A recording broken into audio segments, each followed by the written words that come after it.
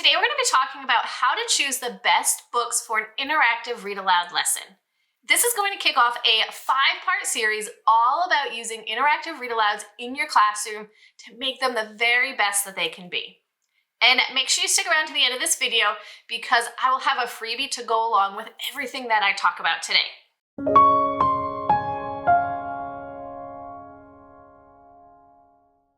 Now, I'm going to start by saying that text selection is one of the most important parts of the interactive read aloud lesson. It's so easy for us to just grab a book off the shelf and figure out what we can teach with it off the fly. And by winging it, we're not getting the most out of our time and our lesson. And that book might not be the best fit for our students. So today, I want to share with you 5 questions to ask yourself to decide if a picture book is a good fit for the lesson that you want to teach. Because a quality book and an effective lesson is where you're going to get the most bang for your buck. Let's get started with those 5 different questions. The first question that I want you to ask yourself is, will the book's topic or storyline be interesting to my students? We want our students to be engaged. We want to ignite that curiosity. Find a book that they are interested in. So we want to be able to choose a high quality book that has a plot with enough complexity to really spark our students' interest. And I often find awards lists are really a great place to start when looking for those high quality books that are really going to engage your students. And I want to touch on nonfiction books too, because I think those are super important to incorporate into your interactive read aloud lessons.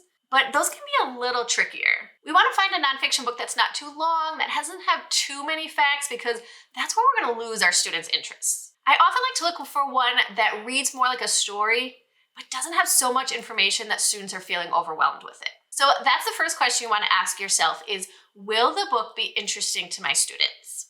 Now, the next question that we want to ask ourselves when choosing an interactive read aloud text for our class is, does this book mirror my students and provide doors? We want students to be able to see themselves in a book, to be able to see their families, their friends, their activities. That allows them something to be able to connect with. But we also want to give them a peek into the lives of other people, to see ways that other people live, other cultures, and really open that world to them. By incorporating diverse books, students are exposed to a variety of characters and settings, and even plots that will keep them engaged and curious and wanting to know more. The third question that we want to ask ourselves when choosing a text for an interactive read aloud lesson is, does this book help me teach the skill or strategy that I'm addressing in my lesson? It needs to lend itself to that skill that you are targeting in your lesson, because otherwise it's not going to be effective and it's not going to help students understand what you're trying to teach. We want to be able to give students explicit instruction as well as authentic practice when we're teaching this interactive read aloud lesson. So for example, if you're teaching your students how to visualize, you're going to want a picture book that has excellent descriptive words in it. So making sure that the book that you choose really helps target the reading strategy or skill that you are teaching. The fourth question we want to ask is, does this book have rich vocabulary?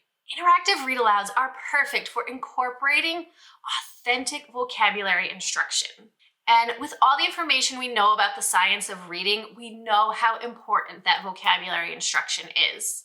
And in looking at Scarborough's reading rope, you can see where vocabulary helps with language acquisition. So books with rich vocabulary really help students to develop into strategic readers. And when choosing a text, I'm looking for vocabulary about 4 to 8 really rich, really good vocabulary words that we could incorporate into the lesson.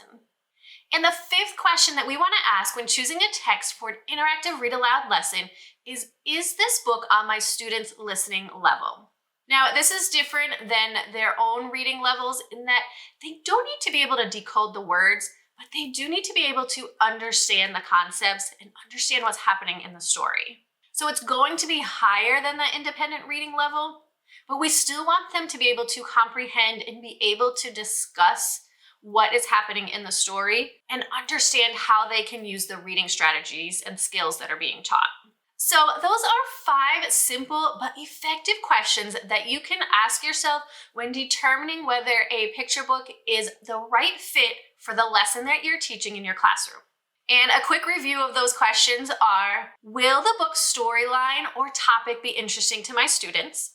Does this book mirror my students and offer them windows or doors into other people's lives? Does the book help me teach the reading skill or strategy that I'm targeting in my lesson? Does the book have rich vocabulary? And is the book on my students' listening level?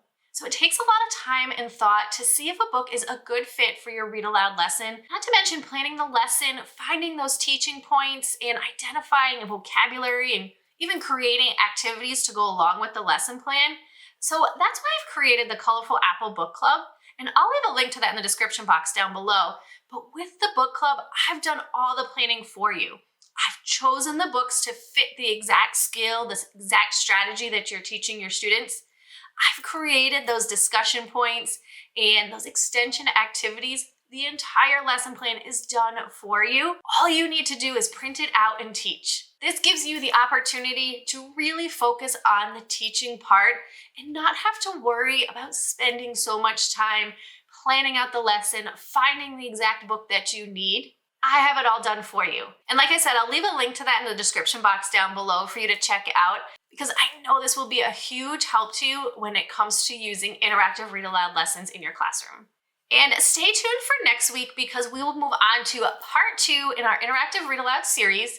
We're going to be talking about asking questions during an interactive read aloud, because I know this is a pain point for so many of you. So I want to address some of the common questions, the common issues that come up when creating an interactive read aloud lesson. And I'm going to put a link in the description box down below where you can grab a free printable that has all of these questions on it and the criteria, so that you can take it with you next time you are going to choose a book for your classroom read aloud lesson. Because choosing that text is such an essential part of the lesson planning process. And sometimes it feels like it could take a while to see if a book is a good fit, but it's so crucial that we find the best one to share with our students. And if you have a friend or colleague that you think this video will help, make sure you share the video with them and give this video a thumbs up and follow along so that you don't miss a video in our series. Have a great week.